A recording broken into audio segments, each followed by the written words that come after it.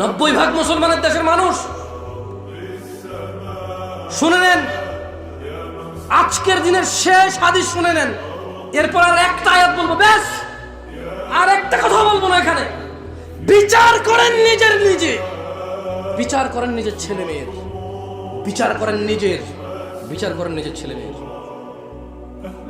জাবের রাদিয়াল্লাহু আনহু থেকে বর্ণিত, তিনি বলছেন, ইন্না বাইনার রাজুলি ওয়া বাইনাশ শিরকি ওয়াল কুফরি তারকুস সালাহ।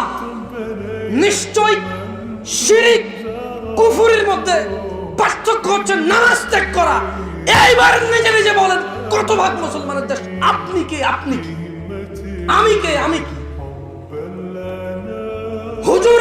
হুজুর কি? তার জুমার মুসল্লি কি?